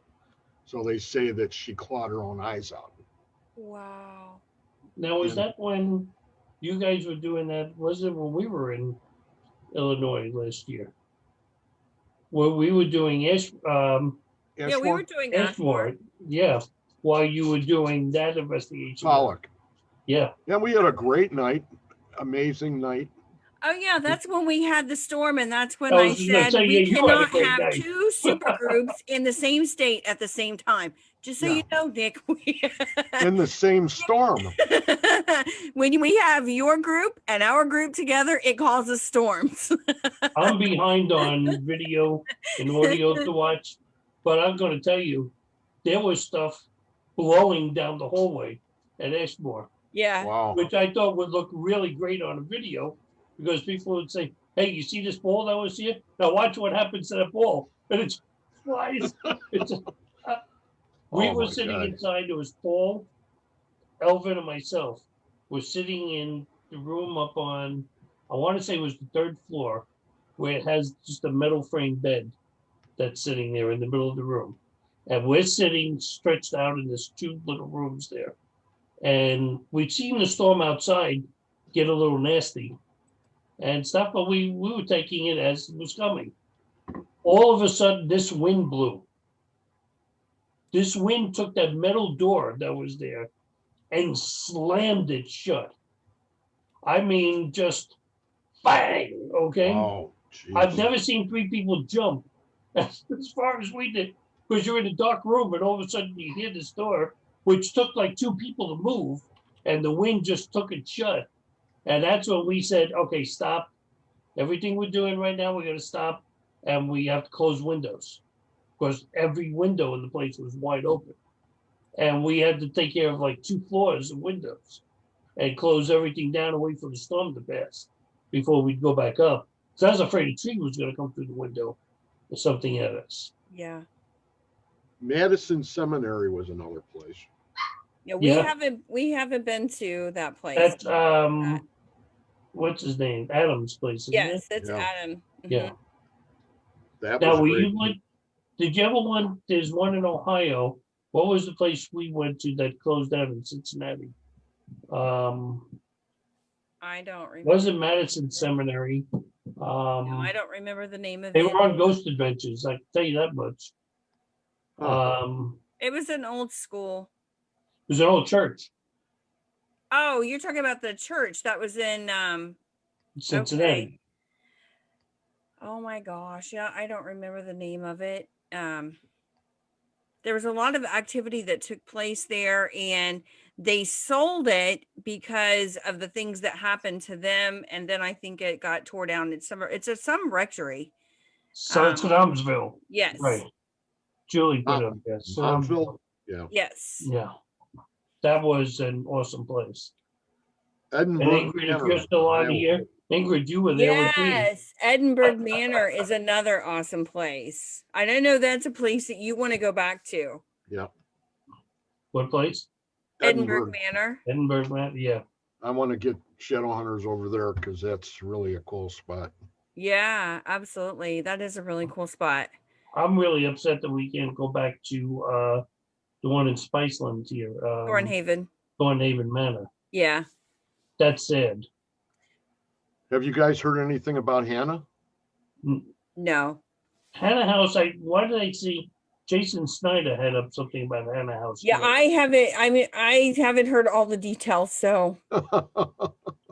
Either have I. Hmm. Well, we'll find out next week because he's going to be on my show. Okay. The one with the Y, not the I. With the Y, not the Yes, okay, right. I. Jason Snyder. He's a pip. Greg had everybody confused last week. We didn't know if it was Jason with the Y or Jason with the I. I says, and what's better than having one Jason Snyder, two Jason Snyders in a row, two Right. shows in a row. Now, Exactly. anybody that works with him, he works with Keith Age, Right. and for the non-com 6 that's going to take place in Poachtown, that just about everybody's going to be at. That's here. He's conducting both of the investigations, Friday night and Saturday night. They're taking 25 people, and they're going to investigate. And all I can say is, go to the Poachtown website, which is poachtown.com. Buy the tickets now before they're gone. So Nida has a question. She wants to know, has anyone investigated the old Dunning Hospital grounds in Chicago? She says, I believe Dunning? most of the grounds is a park. The now. old Dunning Hospital grounds. Wow. Have you ever investigated there? No. No. Have you Either. investigated there, Nida? Hopefully we'll get a. And I guess there's another one, Pine Lawn Manor. Pine Lawn And- Manor is in southern Illinois, down by Oblong, Illinois, in the triangle at the very bottom of the state. And you've got below it, I want to say it's Indiana. Okay. Way up, it would be way up in the northwest corner of Indiana. And that's a place that the other Jason Snyder with an I, his team has been in there since last fall. Mhm. And they've had objects coming right through the walls. I know. I mean, he talked about some places that I definitely want to go check out. It's like on my list of places to go. So, All Very these good. places are great. Right now, they're really good because with quarantine, a lot of people were locked up and weren't out in these places. They weren't doing the kind of business, that they were doing. And I think the activity has increased a lot because of that. I know when we went and did Poachtown, and that was the most alive Poachtown had been to us in probably about 2 years. I mean, the activity was all night long that was taking place. Devin's talking about some of the amazing things from Old Baraboo right now. Sharon said the place that that Nida had talked about, which Nida says she hasn't investigated there. Sharon says, I know about it. On part of the grounds, they built a college. Construction had to stop because so many bodies were being found. Well, they've got a Chicago high school very close to Dunning. Uh-huh. that they built, and that's actually open. They actually opened it. They didn't Yeah. remove all the bodies. Yeah, I think that's what she's talking about. That's Okay. pretty cool. Well, Sharon will definitely be talking about that too coming up. So I do have another question for you before we wrap things up. Out of all the equipment that you like to use, and I don't mean your eyes and your ears, but what is your favorite and your go-to piece of equipment? It would be an ITC item probably. I would say since I don't have a whole hell of a lot of experience with the portal, Huh? it wouldn't be that. It would probably be just a spirit box. Cool. Well, that's good to know. So, Steve, I know yours is your eyes and your ears, but if you have one piece of equipment, what would it be? What would be your I favorite? still like the Ovilus, and I'll tell you why I like the Ovilus a lot. The Ovilus, at times, we were up in Valparaiso.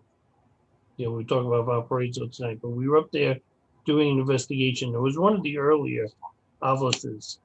And the thing actually, in phonetic mode, actually said the homeowner's first and last name. Wow. Like, in other words, Greg Kos. And it's like, come on, okay? You know, the odds of that are so, I mean, Infinitesimal. astronomical. Yeah. Yeah. And a couple of times it was right on the mark with things that it said. So I know its abilities, you know, but the dictionary mode, I mean, I'm tired of being called a retard because you know, that's usual that you hear, and trimester and some words, but I forgot where we were recently. Was it the last time we were at Randolph? One of the places we were at, it was saying words in dictionary mode that I had to come back and look up because I had never heard them before. Wow. So, but it is in the dictionary, but it's stuff that actually fit for what we were doing, but we had no idea. You know, it's not something that's usual. And it's like, even, you know, they're talking about Pottstown here now. You know, I guess I got to do my disclaimer. Okay, I do the website for Pottstown for Daryl and stuff. So when I talk about Pottstown, I don't want people to say, oh, he's only saying that because of that. No, we've had some great experiences in Pottstown, including even the last time we were there, of the little girl screaming Wow. in the hallway outside that janitor's closet. Wow. And let me tell you, you know, I'm an older guy, as you know. You know, I don't move around as much as I used to before. But my butt was out of that chair, out in that hallway, running around seeing, because I thought for sure somebody was messing with me and I was going to get real upset. But we looked everywhere and there was nobody there. It wasn't that coming from outside. It was inside there. A little girl screamed. And we have it on audio too. So I think go ahead. no, I mean, so that place for us, even the second floor, there's, when you're going down that long hallway where the doll hallway is, and then you got to go down, Right. like over, and then go down, and then go over. Right at the end of this one hallway there, there's a chair that's sitting there before it turns. And we had an experience one night. It was Jen, myself, Elvin, and Shauna were there. The rest of the team had left, and we stayed another hour or two. And I was the first one they put in that seat.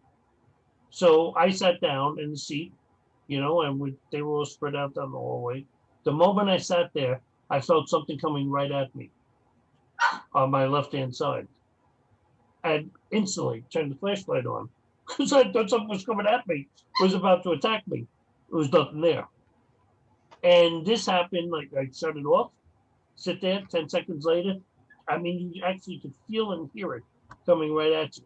Well, after the fifth time of this, it was kind of freaking me out a little bit. It was like 1 o'clock in the morning, and my reflexes weren't that great.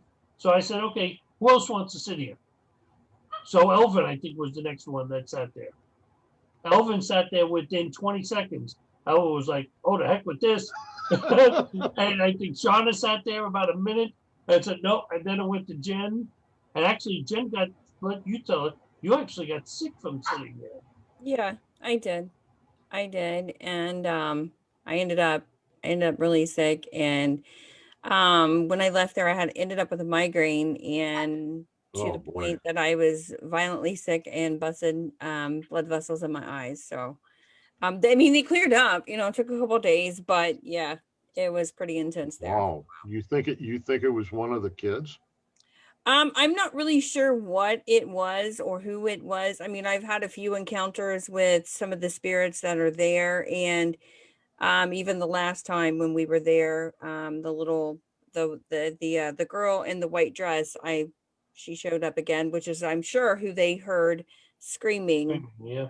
from before. So I'm looking forward to go back there again and to investigate. So Clarification on what I was saying about spirit box before. mhm.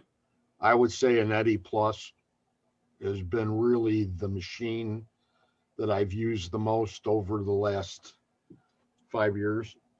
Okay, now you're gonna have to explain to me what that The is. EDI meter that we have. EDI Yeah. Plus. Okay. So it's a combination tool that not Okay. only is EMF, it also does temp, Okay. humidity, vibration. And vibration. We have one of those. Okay. That's the And big longer one that we have. Okay. But You can tell how much equipment I use. it's this one. it's got a geophone, Okay. right? All It's right. got Got like a a built-in the geophone. Okay. geophone vibration. Mm-hmm. And this has been quite a tool. Now, they do have, you can now download the file, I guess, for using the small chip on this one. Mm-hmm. So you can record every one of the responses on a big sheet. So, and then if you can mark the time that you have occurrences happen on your timeline, you can go back to this and see what other things changed at that moment. Yep. That's so cool. Cool. Now, the tenths of the temperature, when you have variation on the temperature, that's what I was bringing up in that one meeting about where the fluctuation happens in the tenths. And it would go from like 39.5 and it would go back and forth, 39.3, and it would go back to 4 and back and forth. And that was explained originally to me by Keith Age as being when a spirit did not have enough energy to actually communicate, that they were communicating at a vibration level that was less than what we could hear, that was unaudible to us. Wow. And it was being transferred into tenths of temperature because that's energy. Cool. See, no, I don't look at any of that as being crazy. No, Because it's not. yeah, we can't, it scientifically would make sense, but but we don't know. So you can't, and I've heard people say, "Oh no, that's not right." You can't ever say something isn't right or wrong if it's working, and you can prove that it's working. Use it. That's how I look at it. That was the whole thing at the roads that night. The first part that everybody thought it was so dead. Mm-hmm. It wasn't dead. They were just communicating at a level that was unaudible at that point. Makes sense. And they were still producing the energy. Well, we do have a question. Ben wants to know, do you feel that colder or warmer weather affects spirit energy and activity? I'll start with you, Greg. I'd say the colder sort of draws on them as much as it draws on us and keeps the activity level down. Because what happens with us is anything that we be bringing in there to help them as far as raising their levels of energy would also be drained at that time. In other words, if you were out there and it was 10 degrees and you're in a building like down at Pine Lawn, where some of our friends were just there last weekend, Mhm. The inside of the building when they started the investigation was 15 degrees. Wow. So what does that tell you about your gear?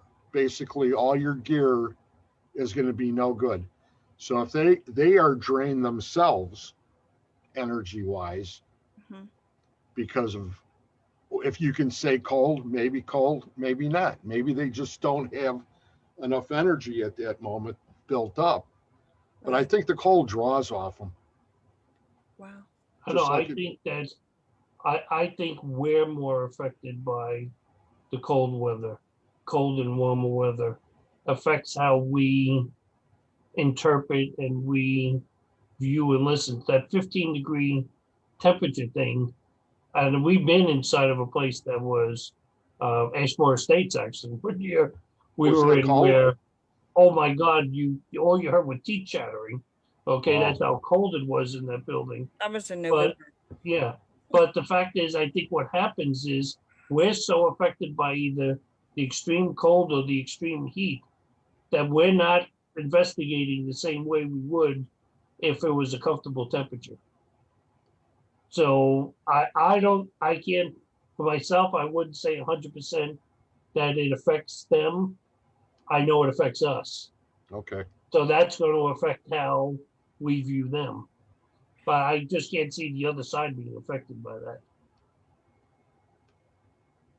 Yeah, I mean, I don't know about them, but I do know it does make it harder for me to investigate. I mean, we've investigated the jail when it was like above 100 degrees, and all you could hear was the sweat dropping down on the floor because it was so hot. And You're laughing, but when we it's had a that hot, reporter from a big newspaper with us sitting in the hallway, and it was the first EVP session sitting in the jail, and we were sitting there, and I was gasping for air. It was so hot.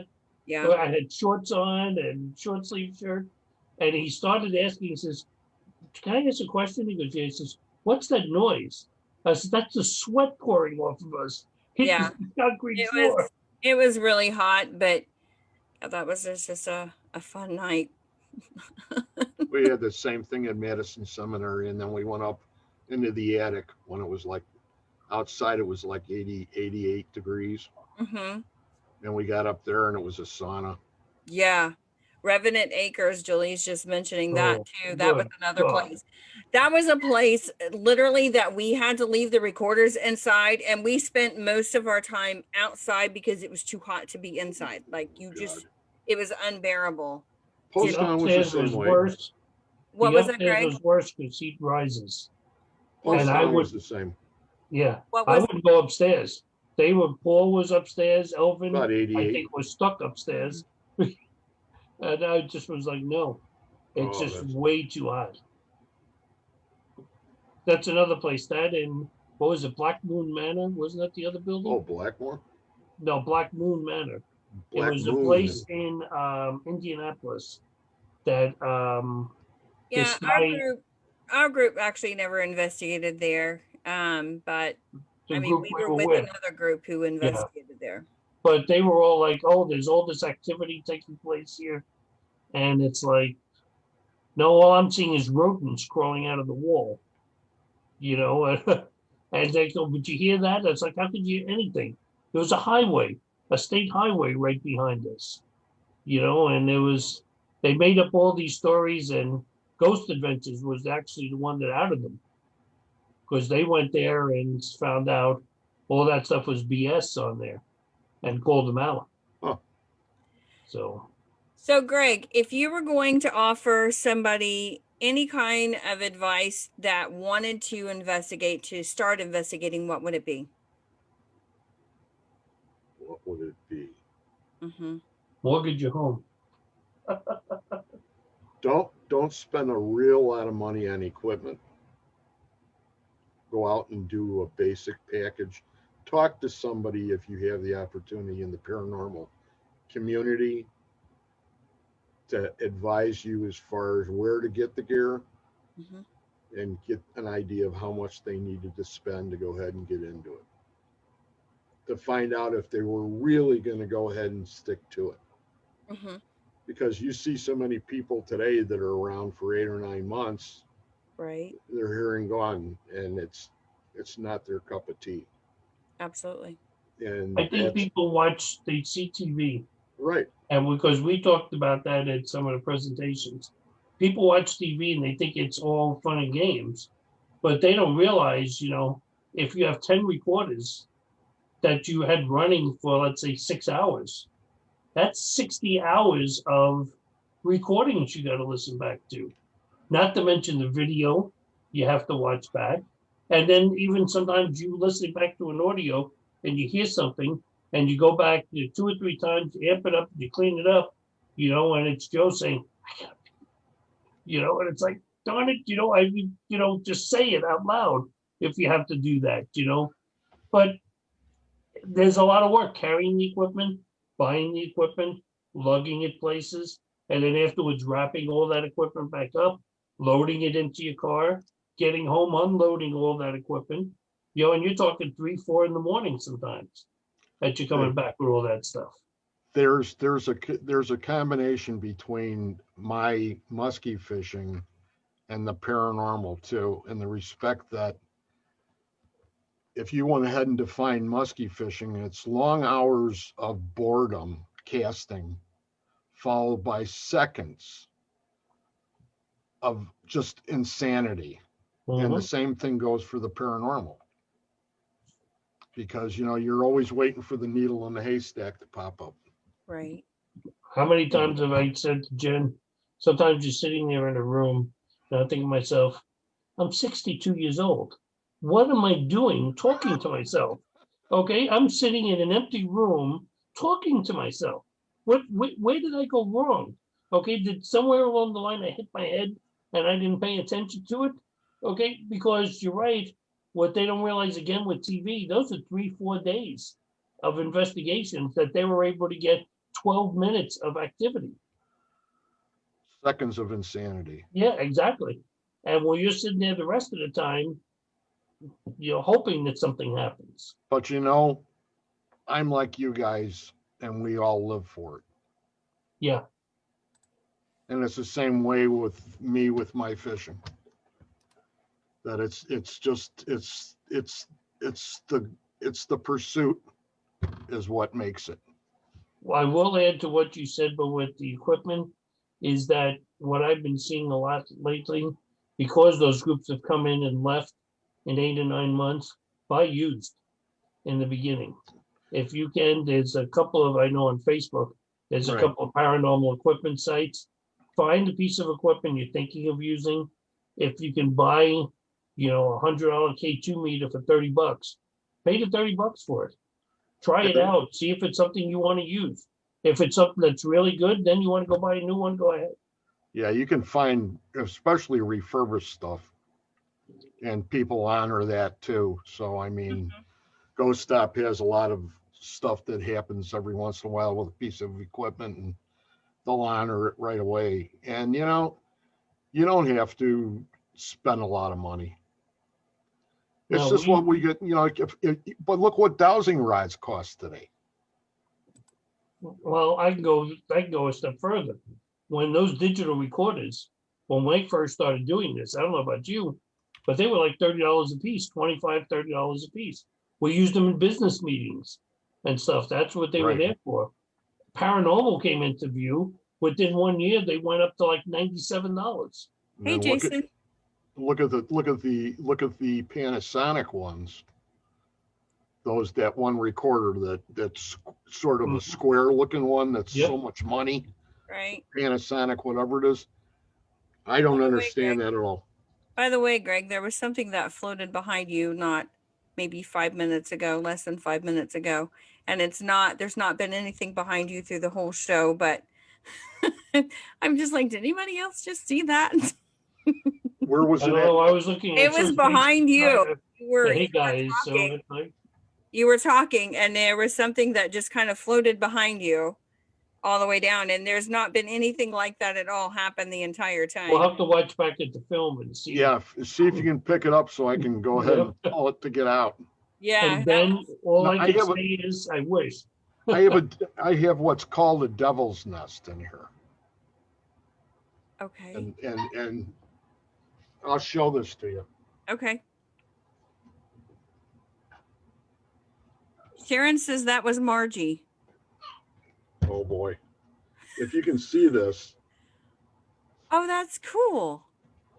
Now, you remember the series That's so cool. I want to know. on HBO with, how can I forget the name of it? But anyway, it was all the murders down in Louisiana. Mm-hmm. And they found these traps, these devil traps that were hanging in the trees. Mm-hmm. But this is a ground one. And it's for keeping spirits. Oh, wow. Now, I shouldn't even move this. I should have left it there. But the point being that anything that goes on, if I ever come to a situation where I get home and I have the feeling that I have brought something home with me. We had an instance when we were up in Antioch, and I was telling the group that I brought the gear home and opened up my big metal case, and something had happened there where this one guy was affected and had to leave the room, and my gearbox was right a table over, sitting there wide open. I normally don't keep it open. So right away, the first thought that came into my mind when I brought it in here was, could something have come home? And as I opened up the case, I went ahead and I says, I don't, wherever you are, you only have one place to go, and that's in there. Wow. And if you don't go there, you have to leave right now. You're not invited here, period.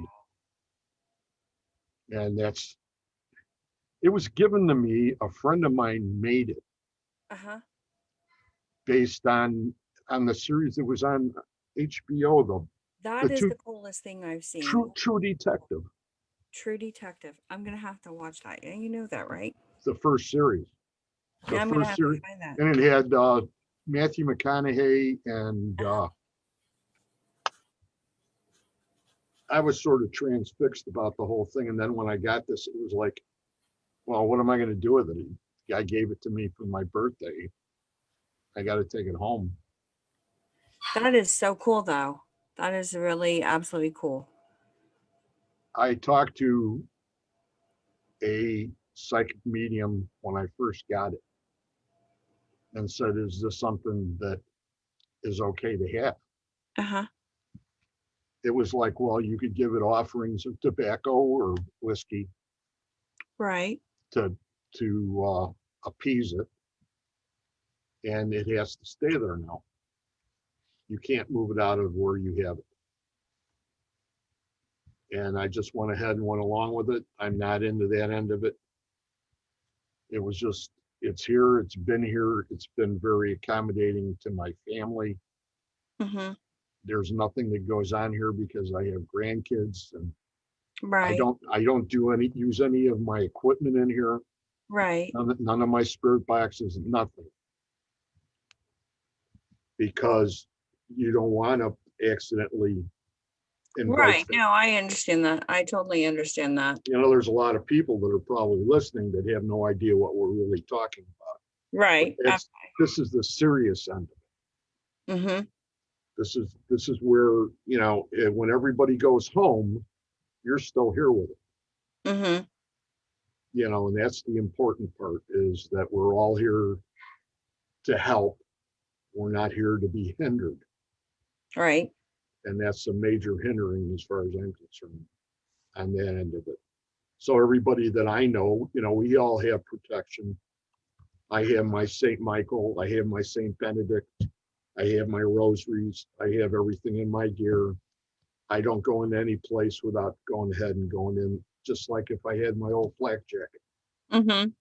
Is that the same kind of bag that Tina refers to hers as the oh shit bag?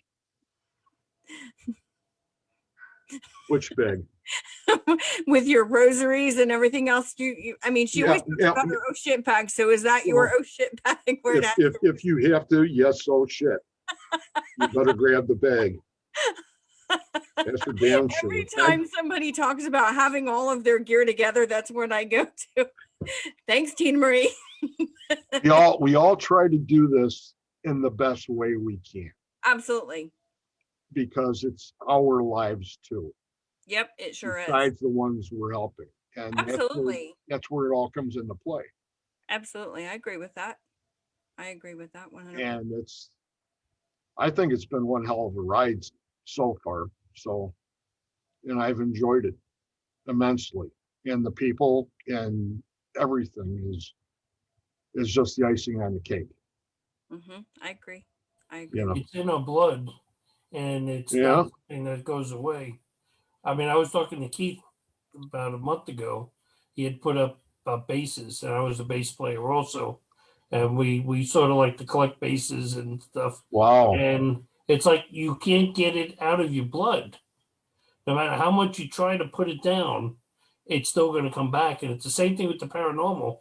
Once or twice, I said to Jen a few years ago, I think that's really going to be it.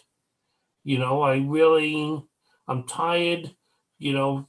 Friday nights, I'd rather be a Saturday night. Sometimes I'd rather be sitting with my feet up watching TV than traveling to somebody's house 2 hours away, And it usually happened after that one, especially after that one person tried to pull the wool over our eyes, and we caught them BSing about stuff. And Jen went absolutely ballistic, and we left because we were afraid to unleash her. I didn't go ballistic. I was just very straightforward and to the point. And no, she was foaming at the mouth. No, I was not. I said, that's it. It's done. It's over. We're out of here. Right. And it's like, cut and dried. Absolutely. Yeah. She was caught lying. And, it was a night that I didn't have a good feeling about being there in the first place. But the team wanted to go because there was kids involved. And so we went, and the woman was supposed to have somebody else watching her kids, and instead she put them out in the car and allowed them to turn the car on every so often. 5 degrees outside. And one of our investigators actually saw the car being turned on, and when that happened, the woman was talking to her husband at the time, and I overheard what they were saying. And it was like, that was it. It was done and it was over. Steve and Jake was in the bedroom, and I went into where they were at, and I was like, that's it. It's over. It's done. She's lying. We're out of here. And see, that's the kind of thing, especially when you do the amounts that you do on your end of the business in the private sector, that, that could really ruin it for some poor guy that really needs some help down the road. Yeah. Because there's nobody that wants to jump anymore. It's like I said many times, I don't want to be the entertainment. Right. You know what? You want to be entertained, go turn on Ghost Hunters or Ghost Adventures or Kindred Spirits. There's hundreds of shows on. Put on one of those friggin' shows. I'm not an entertainment. I don't get paid their money to go and do that stuff. I'm giving up my Saturday night. Actually, I've given up my whole Saturday because really, you can't really plan to go anywhere and do anything. So you're going to nap early because you got a long night. Then we got to go. We're going to go and eat dinner someplace. We're going to investigate for 3 or 4 hours, wrap everything up, and go home and unload everything. It's just Jen and I doing that when we get home. And it's like, don't make me your entertainment, because I'm not. I can be entertaining, but this isn't entertainment for me. I take it serious. And it got to that point at one point there where it's like, that's it, I'm done. I really need to step away from this. But like you said, it's in your blood. And I don't think that even lasted a month before we were investigating again. So, well, guys, I think we're coming to that hour where... that's the 2 hour and 2 minute mark. 2 hours. Yeah. 2 hours and 2 minutes. Yeah, we are going to 2 hours. How did this go? We just started. I know. What is going on here? Did you move my clock around? No. Maybe that's what we saw behind you. We changed the clock. You know what? we can continue on the other side, on my show. Okay. We can get together down the road here Yeah, in absolutely. March, Absolutely. Sounds like a okay, plan. and continue with what we're talking about. Absolutely. Absolutely. Now, tell everybody where they can find you. And by the way, I love your hat. This is a 1 in a million. I'm the only one that has one of these hats right now. And the shirt, Oh. and it usually is in my truck, hanging in my truck, Hmm. in case I need to be protected. There you go. So where can everybody find you? On Facebook, it's just Gregory Kos. But you have a Facebook page though too, right? I have a Red Eye Custom Facebook page. That's my painting, my fishing. I paint musky baits. That's my guiding business. Everything is all on that page. It's called Red Eye Custom. As far as my paranormal is concerned, it's just my page, my name. I've never got, I have enough to do. I You understand. know what I mean? And now with all my lessons and everything, I just took with the grace of my mighty mentor, he gave me the couple days off. I asked him for it and said I wanted to slow down and enjoy this weekend and enjoy being on your show and take it from there, So I appreciate that. I appreciate you coming on to the show. No, it's been awesome. I've enjoyed talking to you, and I've enjoyed having Steve with us too. And it's kind of weird since I live with him, right? I still don't know who she is, but as you can tell, we're not in the same universe. Okay, it looks like I'm in a different universe. You could have gone ahead. You could have gone ahead and talked from one room to the other with a can, with one of those cans and a string. Well, it's funny. The first time we tried to do it, in the office here, that's where I'm sitting, and her desk is only about 10 feet away, but the mics and stuff just pick up. Even just without sound, my voice would carry over to the two mics. I have one of these that I got from one of my sons, my oldest son. And I had hooked it up the first time when I had a different computer. Mm-hmm. And then everything went crazy. Oh, wow. Yeah, I've thought about trying to use like a headphone mic and stuff like that, but I project my voice when I talk. Yeah. And that's why I'm louder. And no matter what, I don't know how to talk lower. The first girl I lived with had a hearing problem. So you didn't say, "Hon, can you get me the toilet paper?" It's like, "Can you get me the toilet paper? Because I'm out of toilet paper." Yeah, but you sort of get used to talking like that. And, then we did, a little bit of acting, crazy stuff. And then with the band all those years of projecting the voice and stuff, that I don't know how to shut it down. It shuts down when I can't speak anymore. That's really when it shuts down. So, this is great, for everybody there too. Come out to psychicsunite.com. That's where a lot of these shows also end up on. Mm-hmm. There's a YouTube page for that. It's a well-designed website. No, sorry, I did that one too. So, but there's a lot of stuff that's on there. People talk tonight about all the stuff that they wanted. That they're talking about psychics and all that stuff. That's a place everybody can get together and feel safe and talk. So join up. You can become a member now. On the opening page, you can go right there and sign up for the newsletter. As soon as you sign up, open the opening page, it pops right out. Wow. Just pop in your information, and you signed up for the newsletter. Well, you guys have added so many different things to it. Yeah, well, we finally got the membership working, so that you can actually pay for it and go all the way through and stuff. So that's awesome. It's going to be a great place, and that's where we all get together every week. So. Yep, which is, on Monday nights, I'll start off our week. On Monday nights, we have Psychics Unite, which is at 6:30 Central, And you can find the link on any of the Psychics Unite chapter pages, which is located on YouTube or on Facebook. Here I am talking about YouTube. And if you don't have Facebook, or if you know somebody who wants to be part of the Psychics Unite meeting, but they don't have a Facebook page, they can go to psychicsunite.com. The link will be right there on the opening page where you can click on it and join us on Zoom. And then on Tuesday night, we have Sharon Moritz with her Oracle Tuesday, and that's on Shadow Hunters Paranormal Investigations and Events page. That's at 7 Central. And then on Wednesday, we have Scotty Rourke with his show called Scotty Talks About. And again, that's on Shadow Hunters Paranormal Investigations and Events. And that's at 7 Central. And then on Thursday, we have the amazing Devin Evans with her show called Truth Bumps. And again, that's on Shadow Hunters Paranormal Investigations and Events at 7 Central.